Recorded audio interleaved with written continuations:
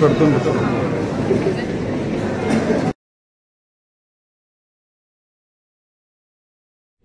గోవాలో every year జనవరి 6th వచ్చేసి 3 Kings feast అని జరుగుతుంటుంది. అది వచ్చి గోవాలో 3 చర్చ్లలో జరుగుతుంటుంది అనమాట.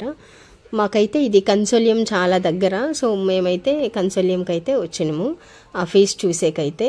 తర్వాత ఇది ఎవ్రీ ఇయర్ జనవరి 6th జరుగుద్ది అనమాట. కొన్ని వేల మంది వస్తారనమాట ఇక్కడ, అంటే ఆ ఫీస్ట్కి. ఈ ప్యాప్ అని ఫీస్ట్ అని కానీ అంటారనమాట. సో ఇక్కడికైతే 3 పిల్లల్ని అయితే ఆ చుట్టుపక్కల పల్లెటూరు నుంచి 3 పిల్లల్ని అయితే తీసుకొని వచ్చి వాళ్ళని రాజులుగా రెడీ చేసి ఆ కింద ఊరు లోపల నుంచి గుర్రం పైన తీసుకొని వస్తారనమాట. చర్చ్కి వచ్చి ఆ చర్చ్ దగ్గర వాళ్ళ కిరీటాలు పెట్టుకొని ఉంటారు కదా, అవి తీసి అక్కడ పెట్టి ప్రేయర్స్ అయితే జరుగుతాయి అన్నమాట. ఇలా జీసస్ పుట్టిన తర్వాత 3 జ్ఞానులు వస్తారు కదా చూసేకి. సో వాళ్ళే అనమాట ఈ 3 Kings ఫీస్ట్ అనేసి ఇక్కడ ఇలా సెలబ్రేట్ చేస్తారనమాట. ఇది గోవాలో మాత్రమే ఇంత బాగా సెలబ్రేషన్ చేసేది. వీడియో అయితే కంప్లీట్గా చూడండి, ఎక్కడ స్కిప్ చేయకండి, చాలా బాగుంటుంది. ఇలాంటి పండుగలంతా మోస్ట్లీ ఎవరికి తెలియకపోవచ్చు.